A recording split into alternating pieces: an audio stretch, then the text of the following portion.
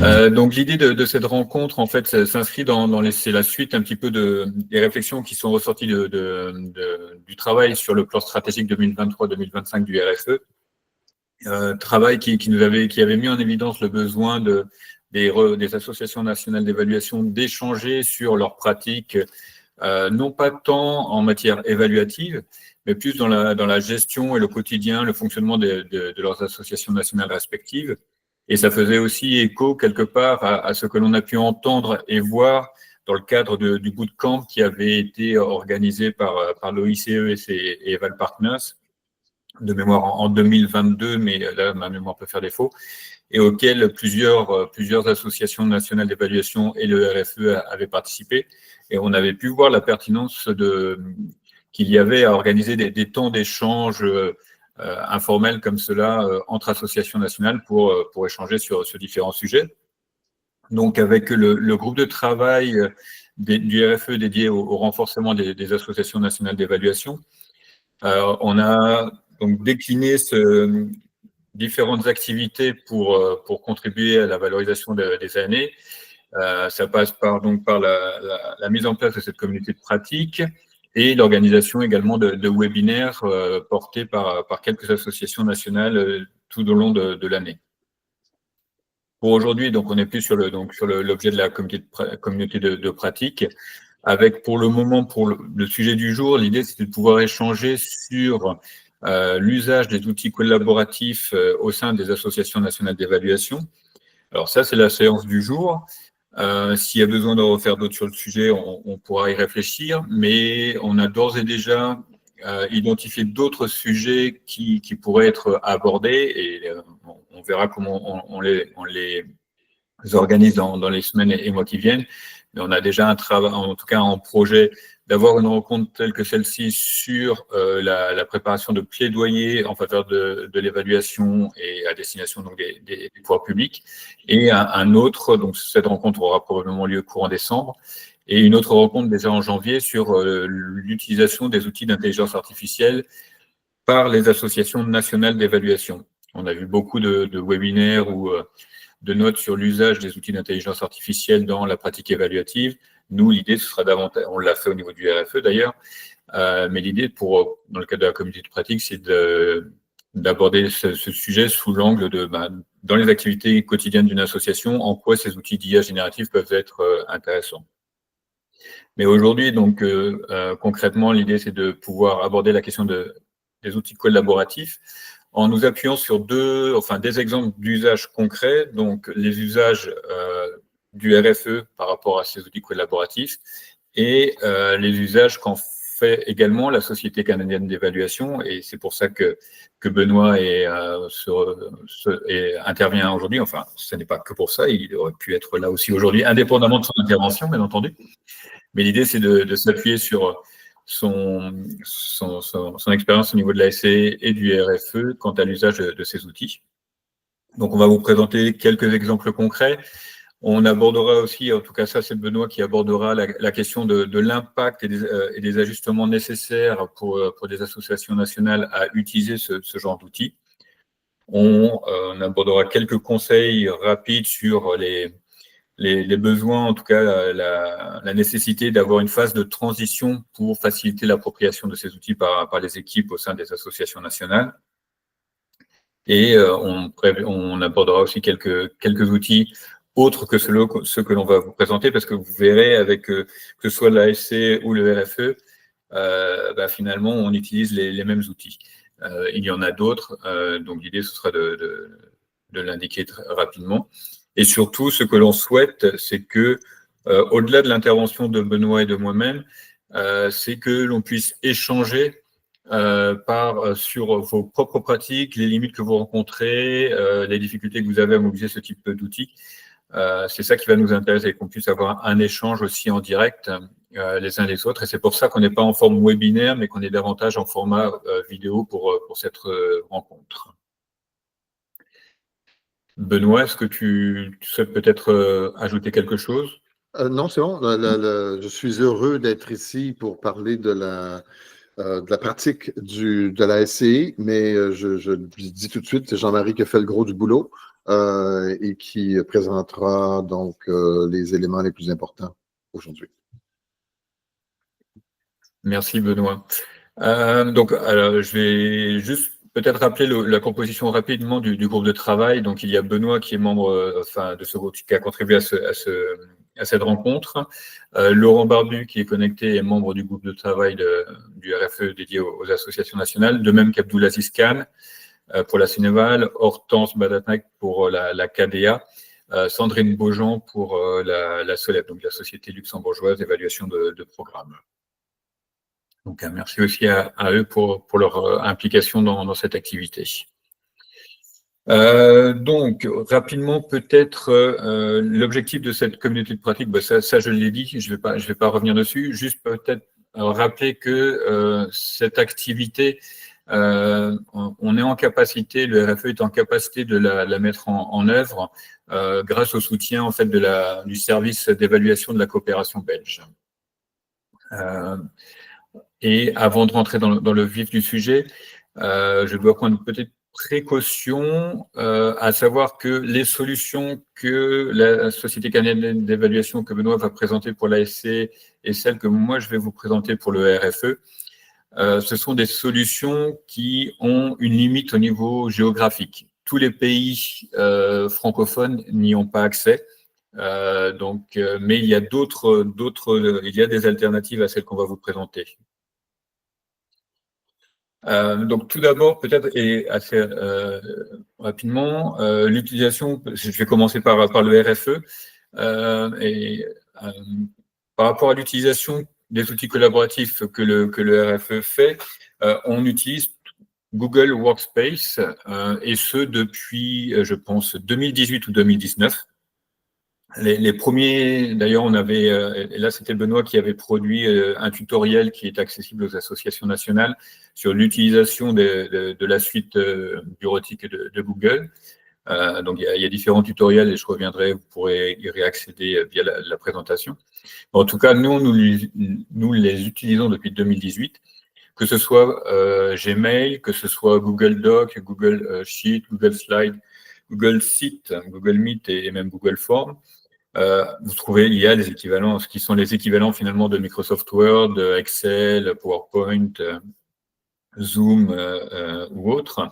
Donc nous, on utilise toute la suite bureautique de Google, ce qui nous permet finalement de produire et de construire nos documents de manière partagée. C'est-à-dire que dès qu'on va, que ce soit pour le suivi financier, dès lors qu'un groupe de travail a planché sur un projet ou souhaite faire une proposition d'article ou rédiger une note ou même un simple compte rendu de réunion, ils utilisent en fait Google Doc, par exemple, et ça nous permet finalement de partager le document avec l'ensemble des membres d'un groupe de travail ou d'une instance, s'il s'agit du conseil d'administration ou du bureau. Et via ce document partagé, on peut gérer aussi les niveaux d'accès à ces documents selon les personnes concernées. Alors, je ne sais pas, à mon avis, à mon écran, ça doit apparaître de manière un peu petit, mais sur le scan, en tout cas la photo qui apparaît ici, vous voyez que par exemple, on a bien le RFE qui est propriétaire du document, et après, en fonction des personnes, ils vont avoir différents niveaux d'interaction possible avec le document. Ici, malheureusement, bon, ils sont tous commentateurs, mais dans certains cas, ils pourraient très bien avoir le droit d'édition ou simplement de lecteur. Et seules les personnes, par exemple pour le document là, ici, seules les personnes qui sont dans ma liste là ont accès au document. C'est-à-dire que personne d'autre, comme vous le voyez ici, personne d'autre que les personnes qui sont dans la liste n'a accès à ce document de travail. Donc, ça permet quand même de sécuriser les informations et de se concentrer sur la production avant de pouvoir diffuser ou de partager plus largement un document. Et surtout, ce qui est intéressant avec ces outils en termes d'édition, c'est la capacité que l'on va avoir à coéditer un document en temps réel et de manière partagée collaborative. Chacun va pouvoir, comme pour un réseau tel que le RFE, et probablement que c'est le cas pour des associations nationales avec une géographie étendue, nous ne sommes pas tous sur le même créneau horaire.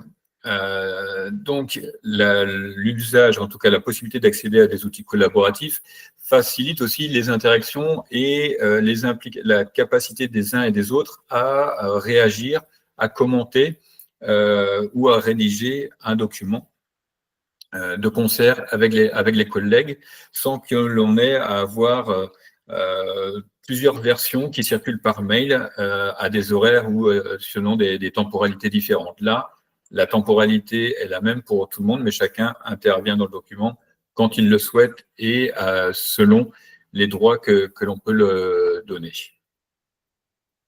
On peut aussi, mais ça, vous le verrez, je pense, plus largement. L'idée, c'est pas de voir comment au concret cela fonctionne, mais les tutoriels qui avaient été produits par Benoît sont très explicites sur le sujet. Mais via ces documents, on peut, dès lors qu'on est en mode commentaire, on peut interpeller telle ou telle personne pour qu'elle vienne interagir, donner son avis par rapport à un commentaire qu'on vient de faire, et ça permet de lancer une discussion directement via le document. L'idée pour nous, c'était aussi de vous présenter quelques exemples concrets. Et je suis parti d'un projet que tout le monde connaît au niveau du RFE. Alors, s'il y a des personnes qui ne connaissent pas encore les forums internationaux francophones de l'évaluation, c'est l'occasion. Donc, pour les FIF, chacun des FIF est organisé, mobilise des personnes implantées dans différents pays. Donc, on est obligé finalement de fonctionner avec les outils collaboratifs. Sinon, on perdrait un temps fou. Et quelque part, chaque pan de l'organisation d'un FIF alimente un document partagé quel qu'il soit. Ça peut être aussi bien une page wiki qui va rassembler l'ensemble de la documentation et des documents de travail partagés d'un FIF, par exemple.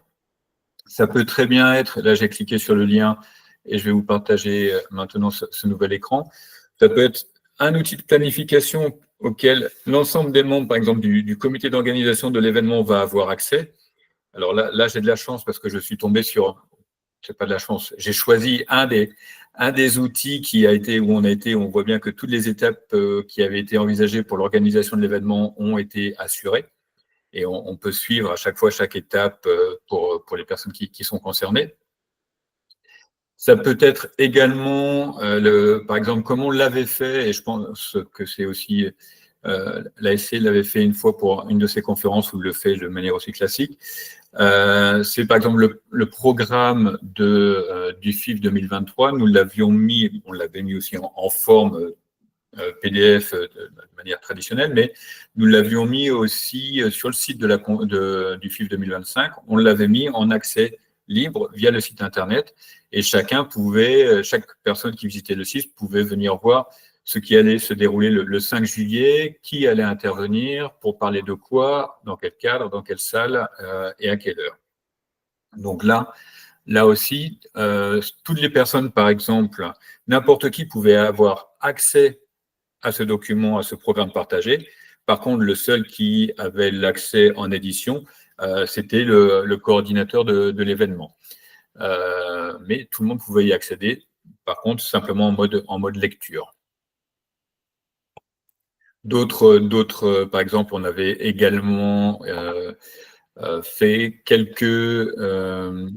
on avait produit un support pour les différents intervenants du FIF et les personnes qui pilotaient en tout cas un panel. On avait produit aussi un support pour leur permettre qui était partagé avec l'ensemble des panélistes afin qu'ils aient connaissance des différentes consignes de travail. Donc là, c'était le petit pense-bête en fait sur la durée des panels, on partageait également avec eux quelques fiches ressources qui ont déjà été produites par d'autres associations nationales d'évaluation. Donc c'est autant de possibilités de partage, parce que tous les documents, par exemple, que je viens de baliser rapidement avec vous, tous ces documents sont centralisés dans le Google Drive du RFE. Voilà, ça permet, on a aussi tous ces éléments sont stockés et accessibles, mais via différents niveaux d'accès. Tout le monde n'a pas le même niveau d'accès. Toutes nos synthèses, par exemple, du RFE, sont travaillés via un document partagé en amont avec le comité de rédaction. Et une fois que le document est validé par l'auteur et le comité de rédaction, par exemple, on va le mettre en format PDF et on va le stocker dans le Drive. Et la version PDF est accessible à tout le monde depuis un simple lien que l'on trouvera sur le site internet du RFE ou que l'on va mettre en ligne sur les réseaux sociaux. Je suis passé très rapidement, mais l'idée, c'était justement de pouvoir laisser la place aussi à Benoît pour présenter l'expérience de la Société canadienne d'évaluation et je répondrai à vos questions plus en détail par la suite. Benoît, je te laisse la main. Merci, Jean-Marie. J'écoutais ton propos et je voulais juste insister sur le fait que aujourd'hui, on parle de gestion collaborative d'une association nationale d'évaluation. Et cette gestion collaborative, elle pourrait fort bien se faire sans aucun des outils qu'on a ici, en se distribuant joyeusement des fichiers individuels par courriel probablement. J'envoie un document pour commentaire à 15 personnes différentes. Et qu'est-ce qui se passe? Je reçois 12 versions différentes du même document qui contiennent, chaque version contient des commentaires qui sont peut-être des doublons, qui sont peut-être en contradiction et qui n'ont certainement pas déclenché de discussion, d'échange. Parce que dans ce mode d'opération qu'on dira traditionnel, chacun est dans son silo, chacun est dans son bureau, chacun travaille sur un document sans voir ce que les autres y font.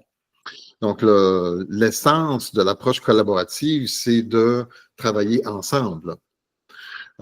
Et j'ai présenté 3 exemples ici de ce qu'est l'approche de la SCE à cette gestion collaborative, et j'aurais pu en choisir d'autres exemples, mais ce sont 3 exemples importants qui montrent comment le mode opératoire évolue en fonction des possibilités offertes par ici Google Workspace, mais autrement, comme Jean-Marie l'a dit, d'autres outils que Jean-Marie mentionnera plus tard. 3 exemples. Donc, le premier, c'est qu'à la SCE, les membres du conseil d'administration, les responsables de groupes de travail, les responsables de comité se voient accorder une adresse basée sur leur rôle. Alors, quand on écrit au président de la SCE, on écrit à président@évaluationcanada.ca. On n'écrit pas à Mathieu à gmail.com. On écrit un rôle. Dans ce que vous voyez là, vous voyez Past President, président sortant. Alors, quand on écrit à André-Elisabeth Zer, on écrit à pastpresident@évaluationcanada.ca ou il y a des versions françaises qui existent de chacune de ces adresses-là. Et pourquoi? Parce que ce message qu'on va envoyer là, on l'envoie à un rôle, pas à une personne, et la prochaine personne qui va assurer ce rôle aura accès aux mêmes échanges que la personne qui les a générés en temps réel.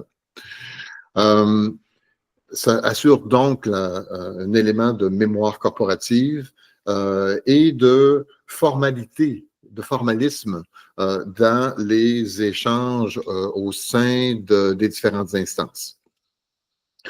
Deuxième exemple, et Jean-Serge qui participe à l'appel reconnaîtra un petit coin du wiki utilisé pour l'organisation du congrès 2023 de la SCE. Nous fonctionnons en utilisant des documents qui centralisent l'information sur des sujets particuliers. Alors, si on organise un congrès, pas si, on organise un congrès, dans ce cas-ci, celui de 2023, il y a 30 personnes qui vont être impliquées dans l'organisation de ce congrès et elles ont toutes besoin d'avoir accès à l'information produite par la plupart des autres comités. le wiki, c'est un document qui centralise toutes les références à tous les documents produits pour l'organisation d'un événement. Dans l'exemple que vous voyez devant vous, vous voyez que le comité 3, c'était le comité hôte et que le comité hôte a eu une rencontre le 21 décembre 2022. Les notes de la rencontre sont là. Vous voyez que le comité d'IDEA, du comité numéro 5, a eu une rencontre, je n'ai pas la date dans cet extrait-là, mais vous voyez les notes de rencontre sont là. L'information sur tout le travail de tout le monde est disponible à tout le monde. C'est, dans le fond, le principe de la gestion coopérative.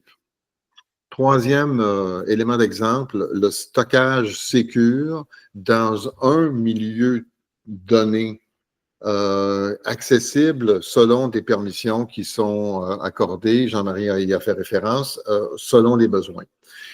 La SCE a il y a 6 mois à peu près, décidé de centraliser tout son stockage d'informations dans ce qui s'appelle dans le langage de Google, drive partagé, dans mon langage, des disques partagés, mais bon, et qui sont la propriété du compte administratif d'évaluation canada.ca et qui en conséquence, sécurise les informations qui s'y trouvent, tant par la gestion des ajouts et des retraits, pour éviter d'effacer des documents qu'on ne voudrait pas effacer, mais aussi parce que ça centralise la gestion des permissions, aux accès aux différents documents. Cette décision est intervenue alors que, peu de temps auparavant, un membre d'un comité qui avait été très prolifique de production de documents qui étaient enregistrés dans son compte Google a fermé son compte. Et donc, tous les documents qui y étaient ont disparu. Ça nous a amené à donc placer toute notre documentation à un endroit où ce risque-là disparaissait. Et tout en ajoutant une meilleure sécurité d'accès ou gestion de la sécurité d'accès à ces documents et à de l'information, par exemple, l'information personnelle sur les membres, etc. À la page suivante, Jean-Marie, cette décision de gérer de façon collaborative a des impacts sur la distribution du pouvoir. Le fait de partager l'information, c'est aussi le fait de partager le pouvoir. Le fait de rendre disponible à tout le monde, à tout le monde avec qui on choisit de partager l'information, fait en sorte que ces personnes-là sont en meilleure capacité de prendre leurs propres décisions dans la gestion de l'organisation, mais aussi de discuter des décisions que les autres prennent dans l'organisation. C'est pour gérer collaborativement, il faut être ouvert au point de vue des autres. C'est un préalable. Et dans un contexte où on travaille déjà de façon collaborative, cette gestion technologique collaborative va accélérer les opérations.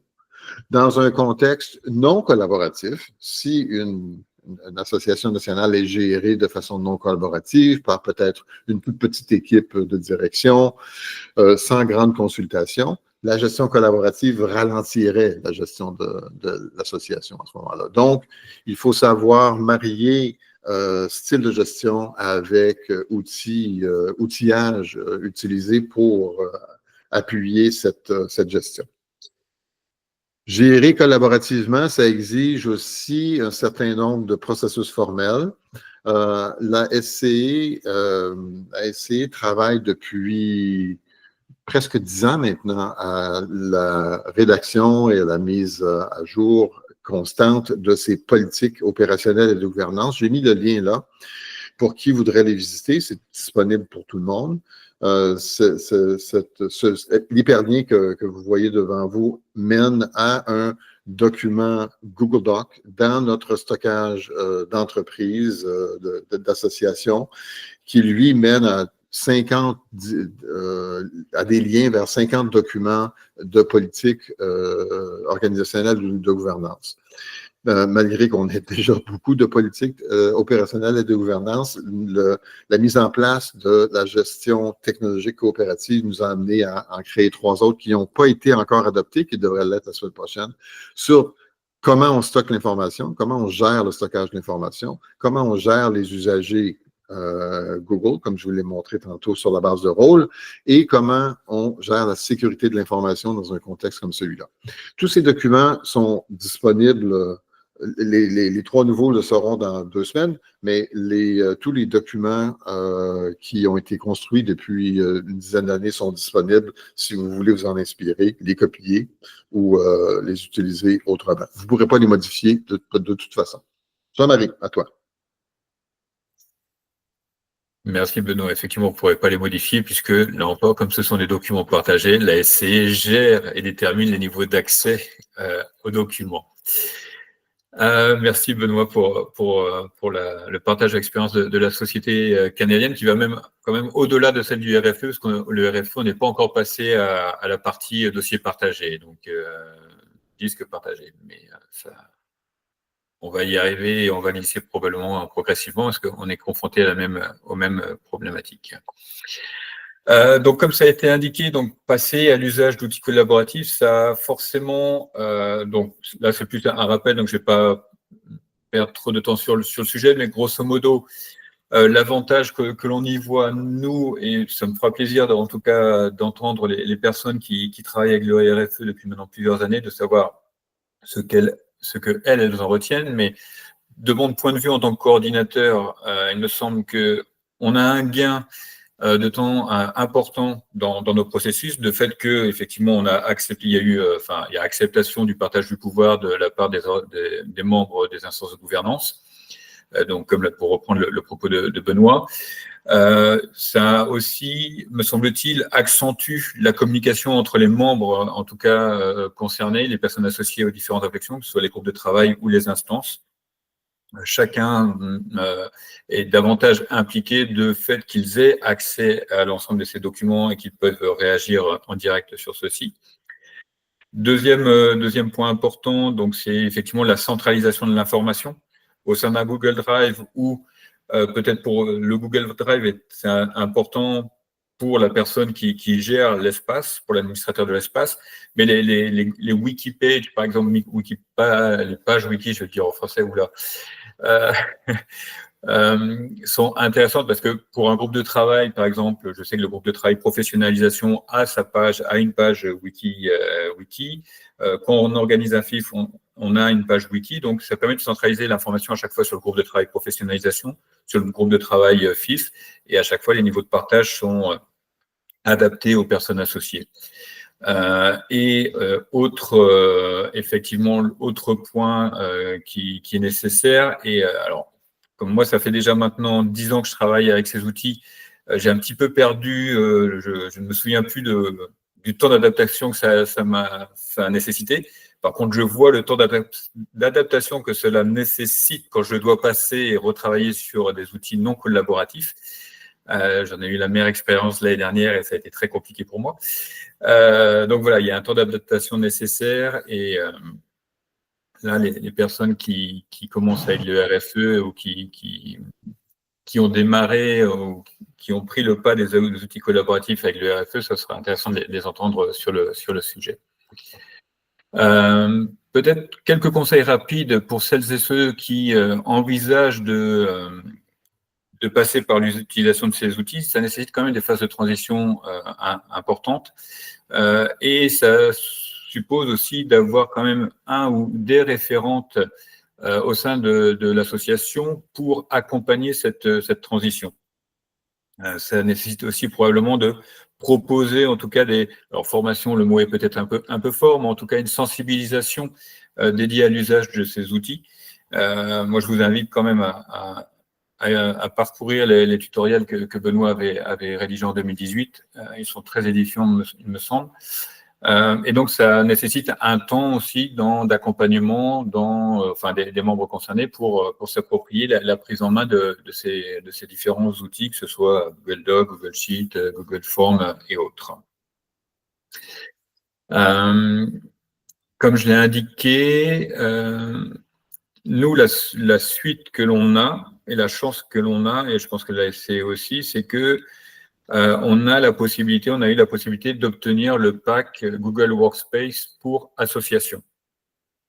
Ce pack Google Workspace pour association n'est pas accessible à l'ensemble des pays de la francophonie, comme je l'ai indiqué. J'ai mis un lien en début de support pour que vous puissiez voir si votre pays est éligible à Google Workspace pour association. Si ça n'est pas le cas, alors l'intérêt de cette solution, c'est qu'elle est quand même à des tarifs très avantageux. Voire il y a même une version gratuite. Si votre pays n'a pas accès à Google Workspace pour association, il reste la version, on va dire, entreprise de Google Workspace, mais là, à des tarifs un petit peu plus importants. J'ai mis les montants. Mais si vous souhaitez déjà démarrer avec les outils Google, démarrer avec les outils collaboratifs, la version basique de Google vous le permet aussi. Par contre, le niveau de sécurisation des données n'est pas du même niveau. Dès lors qu'on n'a pas vos données, là, la propriété des données peut être, de mémoire, c'est Google qui reste propriétaire de la solution gratuite. Il y a probablement d'autres solutions. Alors, en France, je sais qu'il y a Framasoft qui a développé des outils collaboratifs. Je m'y suis essayé pendant quelques temps, mais d'un point de vue de l'environnement général, c'est beaucoup moins pratique, me semble-t-il, que celle de Google. Probablement que Microsoft utilise ce type de solution, mais comme j'ai décidé je ne sais plus travailler avec Microsoft sous l'environnement Microsoft, je n'ai pas été vérifié. Ce que je peux dire, c'est que voilà, j'incite les personnes intéressées à aller visiter le tutoriel qui avait été produit en 2018. Il est toujours d'actualité, même s'il a été créé en 2018. Le mode opératoire n'a pas changé quant à la manière dont on utilise les outils collaboratifs sous environnement Google.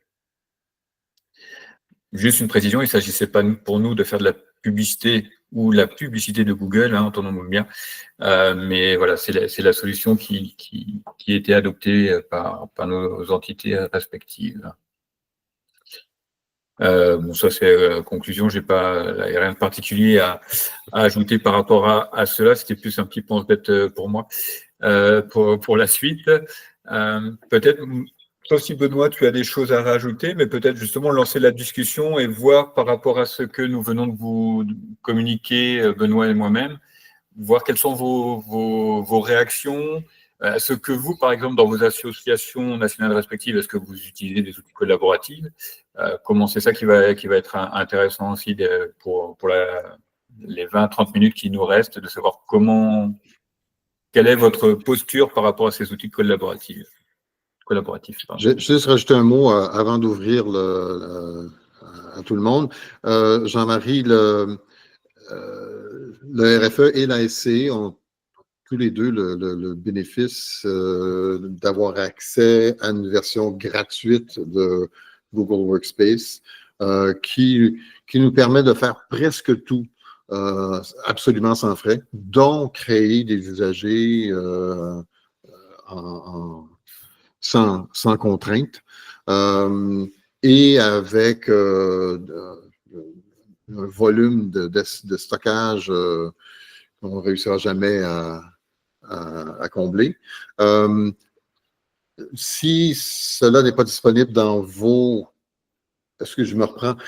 Si on payait le prix attendu d'une entreprise commerciale pour ce qu'on fait actuellement, ça nous coûterait probablement de l'ordre de 1 000 € par mois. Et évidemment qu'on ne pourrait pas payer un montant comme celui-là. Mais pour les représentants d'années qui agissent dans des pays où cette solution-là n'est pas disponible, la version gratuite de Google Workspace pour les associations sans but lucratif, on peut acheter un seul compte Google Workspace qui servira de secrétariat et de point d'ancrage pour tous les autres comptes qui seraient des comptes personnels avec peu de ressources, mais suffisamment de ressources parce que le stockage, entre autres, se ferait dans ce compte payant de l'ordre de 10 ou 15 euros par mois et qui donnerait amplement de ressources pour gérer n'importe laquelle de nos associations nationales. Voilà. Et maintenant, Jean-Marie, je te remets le bâton. Merci. Alors, juste, je vais compléter, alors je m'excuse, c'est qu'il y a quand même, pour celles et ceux qui envisagent, par exemple, de se doter d'un site Internet et qui pensent qu'il faut nécessairement passer par Webmaster, si vous avez la possibilité de passer par ce type de solution, il est possible de créer des sites Internet directement. Par exemple, les sites Internet des FIF, par exemple, sont créés avec Google Sites. Il y a eu une conférence de la société canadienne dont le site Internet de la conférence était créé avec Google Sites. Il y a d'autres associations qui l'utilisent également pour faire la promotion de leur événement à l'heure actuelle. Donc, voilà, c'est aussi des choses qui peuvent faciliter le travail en termes de communication. Maintenant, je dirais que là, c'est à vous c'est vous-même que l'on souhaiterait entendre désormais. Donc, je vais laisser la main, je vais arrêter le partage et nous sommes tout oui. Peut-être qu'on peut lancer, peut-être Oui, qu'on peut lancer en demandant, est-ce que l'une ou l'autre des associations représentées ici utilisent déjà des outils de collaboration? De quelle façon? Avec quels bénéfices? Quelles difficultés? Et n'oubliez pas de mettre votre micro, s'il vous plaît. Allô? Bonjour Mamadou. Bonjour Jean-Marie, comment ça va? Très bien, et toi? Ok, bonjour à tous, Benoît, Barbu, Aziz, je vois que tu es là. Et je suis très content de vous retrouver cet après-midi et j'ai appris beaucoup. Il faut dire que hier, pas plus tard qu'avant-hier, lorsque je remplissais le tableau que Jean-Marie nous avait envoyé, je me suis rendu compte que je ne pouvais pas modifier. Quand je supprimais, ça barrait, mais ça restait maintenu. Et quand j'ai fini, j'essayais même de copier pour avoir la version Word, ce n'était pas possible. Je me suis dit, mais attends, qu'est-ce qui se passe? Mais je viens de comprendre beaucoup de choses que je sais qu'il y avait des balises qui avaient été posées et que quand je finissais, je n'avais qu'à cliquer pour renvoyer là où c'est quitté pour que là, et là où j'ai supprimé, ça va sortir supprimé sur Jean-Marie et puis la bonne version va être restituée. OK, merci. Et je voudrais savoir deux choses. L'outil collaboratif, c'est vrai, nous, on ne l'utilise pas en tant que tel.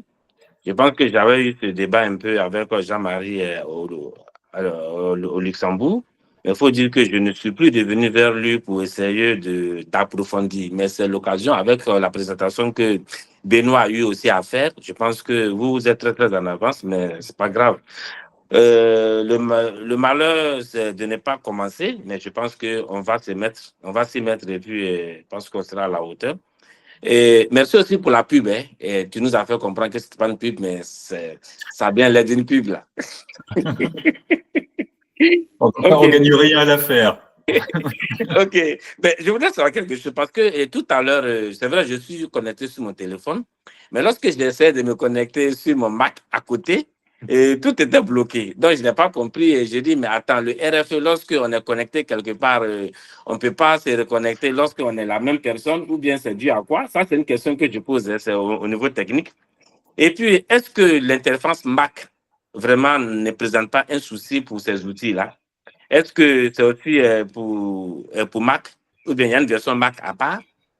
Et est-ce que c'est aussi un package? Si c'est un package, est-ce que le package, c'est ensemble ou bien est-ce qu'on le prend individuellement? Parce que je n'ai pas de package comme Office où on a un ensemble. Lorsqu'on se télécharge Office, on a Word, on a Excel, on a Access, on a Notes et puis on a PowerPoint. Est-ce que c'est vraiment sous ce format que ça se présente? Et puis, la version libre, est-ce que c'est libre pour de bon ou bien c'est gratuit? Est-ce que si c'est libre, le stockage vraiment est à la hauteur de ce qu'on espère ou bien c'est juste une version de démo qu'on nous donne pour nous mettre l'eau à la bouche, et puis après, on est obligé, on est indépendant de ça, et on est obligé de l'acheter, de l'acquérir. Et puis bon, voilà, je vais m'arrêter là pour le moment. Oui, une autre question à Benoît. Et le site, non, eh bien, c'est plutôt Jean-Marie, quand il a dit que les sites des différents FIFE avaient été créés avec un de ces outils collaboratifs là, c'était pour savoir si c'était des sites temporaires, juste pour l'occasion du FIFE, ou bien si ça peut rester définitif. Si c'est le cas, comment c'est que gère le problème de l'hébergement de ces sites Internet là? Je m'arrête là pour le moment. Benoît, est-ce que je te laisse… Ouais, ça me fait plaisir. Alors, tu me corrigeras ou tu ajouteras. Mac, pas de problème. Chrome OS, pas de problème. Windows, pas de problème. Téléphone, pas de problème. Tous les appareils, tous les systèmes d'exploitation, parce que tout ça, ça fonctionne dans un navigateur. Que ce soit Safari, Chrome, j'en utilise pas d'autres. Tout fonctionne à l'intérieur de navigateur et donc tout est accessible à tout le monde. Qu'est-ce qui est inclus dans le package? Essentiellement tout. À peu de choses près, Jean-Marie en sait un peu plus que moi là-dessus, mais un compte gratuit Gmail, un compte Google gratuit, donnerait accès à la plupart des outils, pas tous, la plupart des outils, mais avec certaines contraintes comme une rencontre Meet comme celle-ci est limitée à 60 minutes sur un compte gratuit. Le stockage est limité à 15 gigs ou gigas. Alors, 15 gigas, ça fait beaucoup de documents. Par contre, si on se met à stocker des enregistrements vidéo ou enfin des trucs volumineux, ça disparaît assez rapidement. Mais 15 gigs quand même. Les sites, Google Sites sont là pour rester. Ils sont attachés au compte et ils sont là pour le long terme. Comme Jean-Marie l'a dit, le site du congrès 2023 de la SCI a été monté sur Google Sites et il est encore là. Il va rester là. En fait, il va rester là plus longtemps que les autres sites non montés sur Google Sites. Donc, tous ceux qui ont précédé ont disparu. Parce qu'on a changé de solution, la SCI a changé de solution informatique il y a 3 ans. Alors, tous les sites précédents ont disparu et le site du Congrès 2024, comme celui de 2025, ont été montés sur cette nouvelle plateforme que la SCI utilise. Même si, à mon sens, Google Sites était beaucoup plus facile d'utilisation que cette nouvelle plateforme. Avec un compte donc de base de l'ordre de 10 à 15 euros par mois, tous les outils sont disponibles. Site, Doc, Sheet comme tableur, Meet, sans limite de longueur de rencontre, etc., etc. Et sans doute nombre d'outils que je ne connais pas et qui sont disponibles aussi.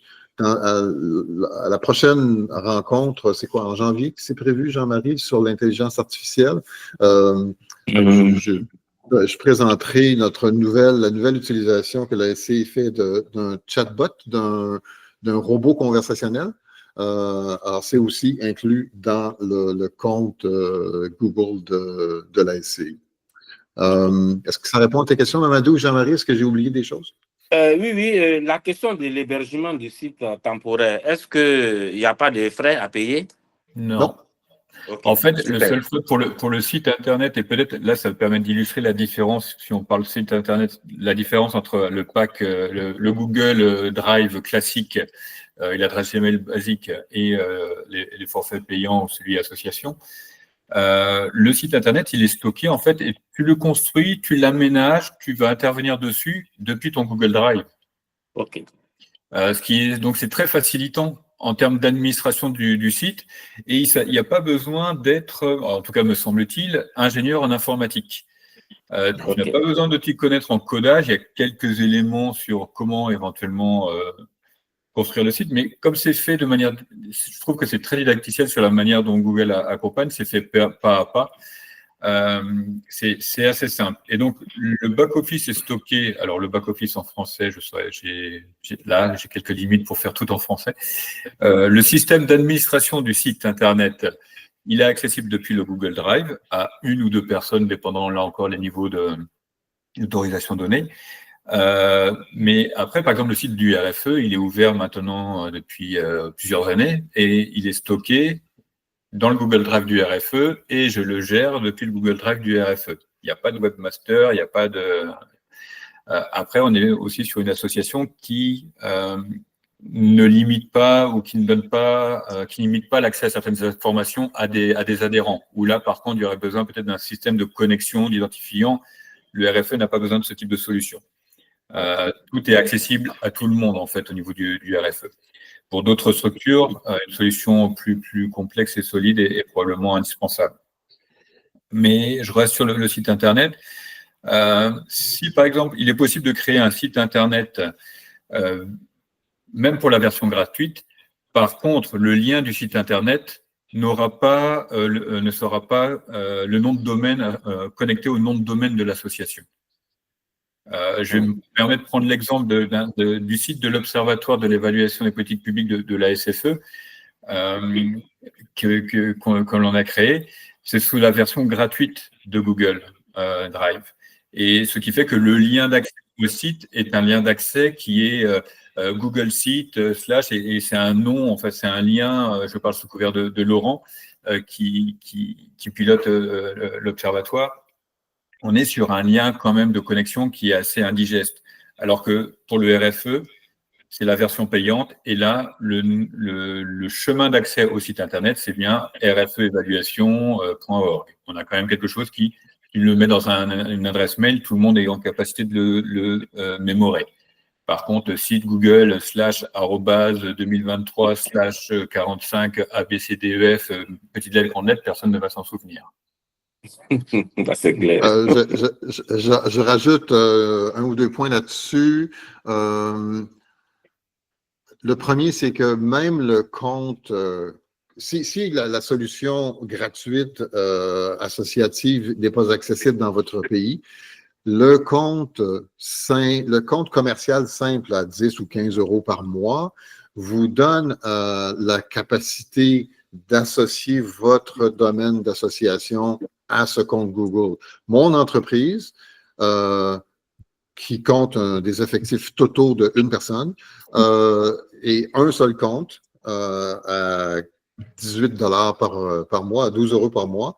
Mon entreprise a un site web qui est hébergé sous son nom de domaine à partir d'un seul compte payant. Alors, il ne s'agit pas d'avoir la solution associative totale pour avoir cette capacité-là. Ça peut se faire à partir d'un seul compte payant à faible prix. Deuxième élément, c'est que vous avez remarqué dans la présentation peut-être que quand j'ai pointé vers les politiques de la SCI, la page qui recense les 50 politiques opérationnelles et de gouvernance de la SCI, il y avait un lien relativement simple. Hein, c'était go.évaluationcanada.ca/politique avec un S, celui-ci. Et le seul défaut de ce lien-là, c'est que le nom de domaine de la SCI est très long avec évaluationcanada.ca et ça fait 23 ans que j'essaie de le changer, mais je n'y réussis pas. Alors, le fait est que ce lien relativement simple pointe vers un lien qui est très long parce que c'est un lien Google et qui est très indigeste et qui se communique mal. Mais nous passons par un rétrécisseur d'URL, donc un service qui crée le synonyme go.évaluationcanada.ca/politique, ce synonyme qui amène à ce long URL indigeste. Alors, vous pouvez camoufler les longues URL de Google derrière des URL simples à communiquer en utilisant un raccourcisseur d'URL. Merci. Merci Benoît, merci aussi à l'oncle. Moi, je pense que j'ai eu mes réponses à mes questions, mais ce n'est qu'un début parce que je vais vous écrire beaucoup en off. Merci beaucoup à vous. On est là pour ça. On est là pour ça, Mamadou. Ok. Est-ce qu'il y a d'autres interventions, par exemple, Abdoulaziz, de ton côté, vu que tu viens d'intégrer le conseil d'administration du RFE, est-ce que, à l'usage, comment, peut-être, voilà, quelle est ta pratique de ce mode de faire? Alors, T'as tu pas es en sourdine, ton micro n'est pas... Non, pourtant ton micro est...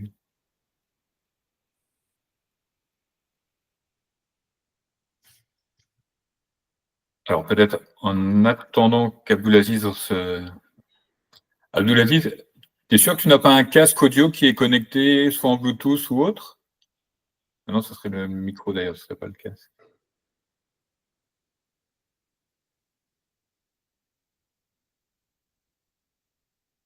Peut-être qu'on peut poser la même question à Oui. Laurent en attendant qu'Abdelaziz puisse te connecter. Il est connecté, mais je crois que son micro est fermé. Ouais. Ouais. Laurent, peut-être à ce moment-là, vu que... Un petit témoignage rapide. Comment dire, moi, pour ceux qui me connaissent un petit peu mieux, c'est le cas de Jean-Marie. Je suis pas familier en fait de ces outils-là, et c'est vrai que le RFE a été une occasion pour moi de travailler comme ça, et ça a été effectivement très instructif.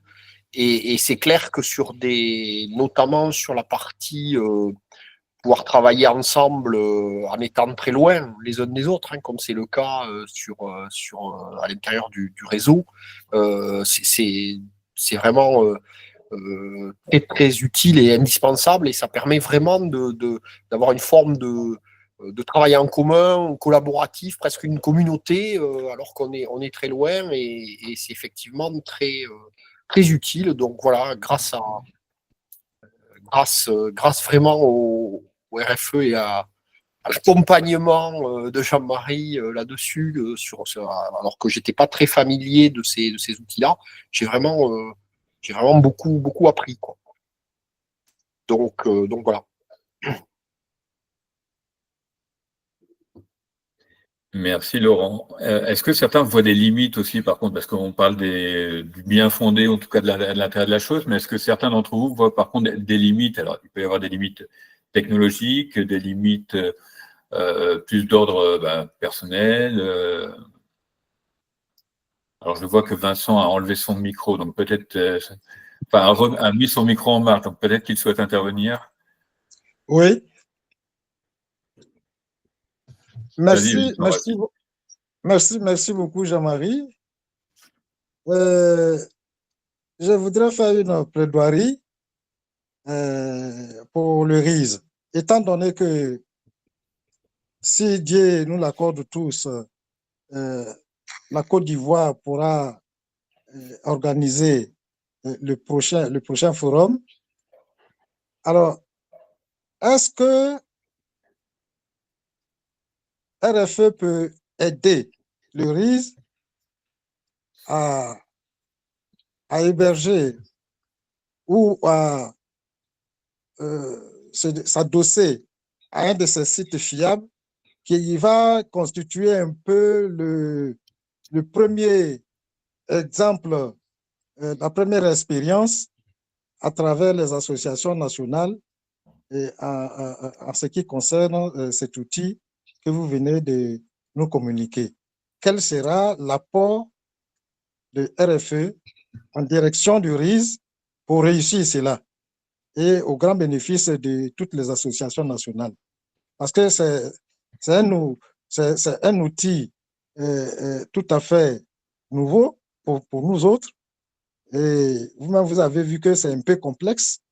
Il faut un accompagnement adéquat pour le réussir, étant donné que nous sommes en pleine organisation du forum qui aura lieu en Côte d'Ivoire. C'est pour cela que je fais cette plaidoirie.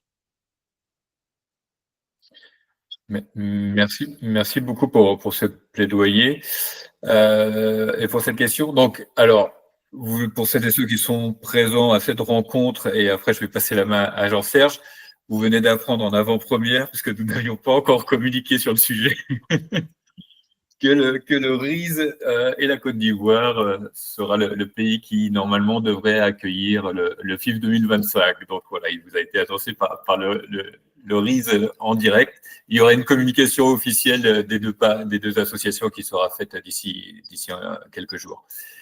Donc, en termes je pense que le RISE va être rapidement mis dans le bain de l'usage de ces outils, que ce soit par rapport à tous les documents collaboratifs qui sont généralement mis en place lorsqu'on prépare un événement comme celui-ci, que ce soit la préparation de l'appel à proposition, la rédaction de la note conceptuelle, elle se fait toujours de manière partagée, c'est-à-dire qu'il y a un document de travail, il y a une ébauche qui est faite par l'un des membres, il y a une personne là qui est en train de travailler sur une ébauche de note conceptuelle, comme on l'a dit en réunion de travail, et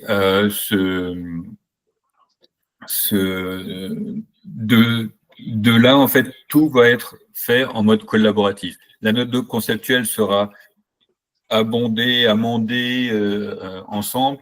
L'appel à proposition sera fait également ensemble via les documents collaboratifs.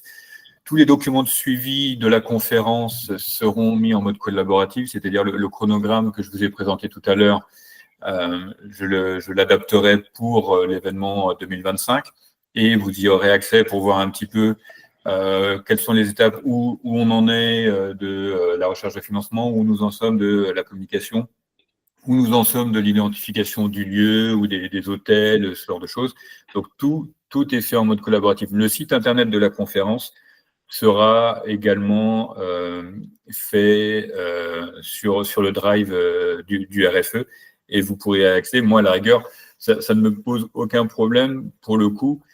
S'il y a une personne du RISE qui est sensible aux outils numériques, ça ne me pose aucun problème d'un point de vue technique et opérationnel de pouvoir travailler de concert à la construction de ce site Internet.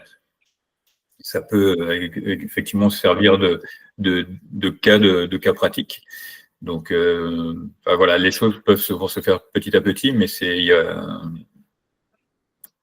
n'y a aucun problème sur le sujet, Vincent. Est-ce que vous m'entendez maintenant? Alors, oui, on t'entend, Abdoulaziz, oui. Merci beaucoup. Très bien. Bon, alors, on revient sur Abdoulaziz et Jean-Serge après. Non, je voulais simplement vérifier que tout allait bien. Benoît m'a dit que c'est moi-même qui pouvais débloquer le système. Ok, merci Abdoulaziz. À ce moment-là, je vais redonner la main à Jean-Serge. Oui. Et je reviendrai vers toi par la suite. D'accord, merci. Merci bien. Mousseau Vincent, je vais partager une expérience quand nous avons organisé le Congrès national 2023. C'est grâce à Benoît que j'ai été introduit à cette nouvelle façon de travailler en partage avec les collègues. J'étais très bien structuré, j'avais toute ma banque de données, je contrôlais tous mes paramètres, etc. Mais sauf que il m'a fallu complètement changer de mentalité et de travailler en collaboration avec les autres et de partager les documents. Et je sais qu'en cours de parcours, quand on organisait le congrès 2023, mes anciens réflexes venaient et souvent, gentiment, Benoît me rappelait qu'on devrait partager les documents et ça serait plus simple au lieu d'avoir plusieurs versions. De sorte que, somme toute, oui, je dois dire que il faut un apprentissage de base. C'est simple à acquérir, mais il faut comprendre en quoi consiste le système, comment il fonctionne et évidemment connaître les outils un peu de base. Et en quelque sorte, au moment d'une collaboration entre le RIS et le RFE, il va falloir certainement une session d'introduction pour voir comment on utilise ces instruments. Mais une fois qu'on l'acquiert, on réalise qu'il n'y a pas d'autre façon de faire. C'est vraiment ça, surtout si on travaille à l'international avec des des calendriers différents, horaires différents, etc. De sorte que je viens simplement entériner. Et je dois dire aussi qu'au niveau de la Société québécoise d'évaluation, nous, on ne prend pas Google, donc cette session, elle est importante pour moi de peut-être comprendre qu'il y a un package disponible. Nous, on utilise un autre logiciel, on paie pour le montant, on est appuyé pour le faire. Et on travaille évidemment au sein de la SCEP en partage. Mais ce que je réalise aussi, c'est que c'est limité à simplement à l'interne et que avec Google, on réalise qu'on peut fonctionner totalement à l'international. D'ailleurs, je vous remercie beaucoup, Jean-Marie et Benoît, pour votre présentation. Merci bien. Merci Jean-Serge, pardon. Abdulaziz. Oui, bon, je suis désolé d'avoir pris le train en marche. J'avais de gros problèmes de connexion. Je n'ai pas eu la chance de suivre la présentation de Benoît. Je suis arrivé juste au moment où Jean-Marie prenait le relais. Et bon, j'ai toujours été, disons, j'ai toujours souhaité que cette réunion ait lieu sur le partage des outils collaboratifs. C'est extrêmement important parce qu'il faut dire que j'ai toujours été séduit par la manière avec laquelle Benoît et Jean-Marie partageaient les documents. C'était extrêmement rapide, très convivial et très accessible. Et je trouvais que c'était des raccourcis qui étaient vraiment très utiles pour nous qui travaillons, pour nous qui avons, disons, une charge de travail assez importante et puis travaillons avec plusieurs personnes. Nous avons estimé que c'était vraiment des outils, comme son nom l'indique, des outils collaboratifs qui permettent donc de travailler avec beaucoup de monde et puis de travailler en temps réel sur un document avec des réactions, disons, en temps réel. On n'a pas besoin, par exemple, de dire je travaille sur ce document-là, je l'envoie, j'envoie le fichier, ensuite j'attends voilà, qu'il réagisse, etc., etc. Vraiment, il y a un gain de temps extraordinaire et puis il y a une réaction extrêmement rapide. Bon, maintenant, le problème, c'est au même titre qu'on accède à Microsoft, OK? Est-ce qu'il est possible d'accéder à Google Workspace de manière gratuite, au même titre qu'on accède à Microsoft Word? Donc, c'est ça mon problème. Bon, il faut dire que Benoît a dit tout à l'heure que c'était des coûts qui étaient liés à 10 à 15 euros par mois. Dans l'année, ça fait à peu près 100 à 150 euros. Il faut un rythme d'activité assez important. Ça fait 180 euros par an. 180 euros par an. Il faut un rythme, merci beaucoup Koulibaly. Voilà, je vais t'accrocher après là. Alors, il faut un rythme d'activité assez important qui justifie que l'on mobilise des ressources, disons, enfin, qu'on ait des ressources. Bon, nous, il y a peut-être nos cotisations des membres et ensuite l'appui que nous avons de 2 ou 3 partenaires, c'est possible. Mais comment on fait pour accéder à cette version gratuite là, à laquelle Jean-Marie a fait allusion, le pack Google Workspace, il n'est pas accessible chez nous. Je ne sais pas comment on fait pour y accéder. Jean-Marie, je le vois revenir là. Alors, comment on fait pour y accéder?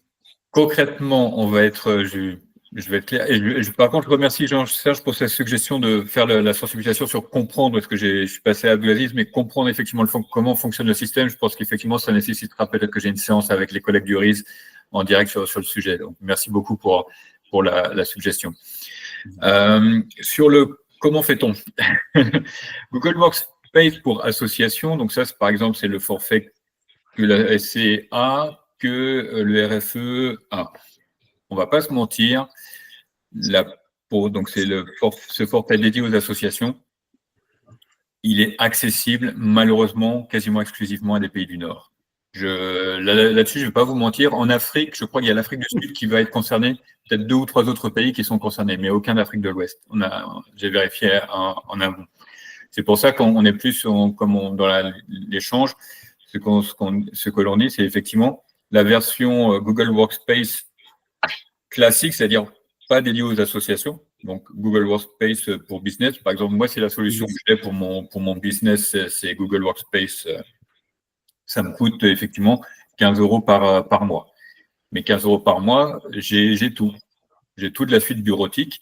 Si tu achètes une licence Microsoft, le pack Office de Microsoft, à mon avis, enfin, à l'époque où je m'intéressais encore à Microsoft, ça coûtait plus cher que ça, même sur une année. Mais en tout cas, là, le pack, pour 15 ou 17 €, j'ai plus ma dernière facture en tête, ça doit être de 15 à 17 €. Mais j'ai tout. C'est-à-dire que j'ai l'accès à toutes les solutions, comme ça a été dit, Google Doc, Google Sheet, Google Slide. Mon site internet professionnel, il est fait sous Google Slide. Donc, je ne paye pas de webmaster. Après, c'est juste un site vitrine, mais je n'ai pas besoin de payer un webmaster, de payer autre chose que ce que le pack Office me donne pour 16-17 €. Donc ça, c'est une solution alternative qui pourrait être utilisée par les associations qui ont des ressources, mais qui ont aussi, et je rebondis sur ce que tu disais, qui ont la volumétrie, enfin le volume de travail qui peut justifier la mobilisation de tels outils. Je pense que toutes les associations nationales n'ont peut-être pas le besoin nécessaire d'avoir une version payante. Je dirais de ce que je sais, par exemple, de la Sénéval, qui produit régulièrement des choses, il y a beaucoup de groupes de travail, il y a beaucoup de webinaires qui sont organisés par la Sénéval. Potentiellement, la Sénéval fait partie des associations qui pourraient, financièrement, je ne connais pas les ressources de la Sénéval, mais qui, techniquement, ce pourrait être pertinent pour elle d'accéder à cette solution payante.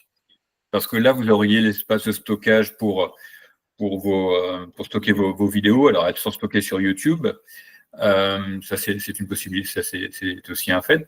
Mais en tout cas, la mémoire, elle serait stockée sur le Drive. Pour d'autres associations qui sont peut-être moins, où je perçois qu'il y a moins de dynamisme, moins de rencontres, moins de groupes de travail, ou pas du tout, effectivement, ce n'est pas une solution nécessairement qui nécessite l'investissement. C'est ça. Ok. En tout cas, c'est très intéressant. Et bon, ce serait peut-être envisagé avec notre personne ressource en ce qui concerne bon, ces outils de communication, peut-être envisager peut-être une rencontre avec Jean-Marie ultérieurement pour 30 minutes, pour 30 minutes, pour voir de manière concrète comment cela pourrait se faire. Mais comme l'a dit tout à l'heure Jean-Serge, c'est vraiment un état d'esprit tout à fait nouveau, parce que bon, c'est une mentalité tout à fait nouvelle, parce qu'on travaille avec des gens qui sont disséminés, ce sont des partenaires qui sont disséminés à travers le monde, comme c'est le cas actuellement, n'est-ce pas? Et ensuite, c'est des documents que nous partageons, et c'est un esprit d'ouverture qui est extrêmement vaste. Et cela demande effectivement qu'il y ait des outils de travail extrêmement rapides et avec une réactivité très, très importante. Si on tient compte du décalage horaire, actuellement, on est à 5 heures, n'est-ce pas, Jean-Serge Benoît? On est actuellement à 5 heures de décalage. Donc, Jean-Marie et l'Amérique du Nord, c'est peut-être 6 heures de décalage. Donc, vous voyez que c'est très important d'avoir ce genre d'outils. Et mais quand Jean-Marie dit que, bon, que ce n'est pas encore accessible, ce n'est encore accessible qu'au pays du Nord, pour le Google Workspace, pour le pack, bon, ça fait... Pour le pack association. Oui, non, le pack association, voilà. Oui, j'ai dit. Après, je pense qu'effectivement, ça c'est à chaque pays, mais c'est au niveau institutionnel que ça se négocie probablement avec Google. Mais d'après la liste que j'ai pu voir sur Internet, oui, c'est surtout les pays du Nord qui ont accès à cette offre Google Workspace Association. Okay. Mais la partie Workspace Business est accessible partout dans le monde. Okay. En tout cas, merci bon, la présentation de Benoît, peut-être que je la verrai après quand tu vas partager la vidéo. Et merci également à toi et merci également à Jean-Serge pour son témoignage.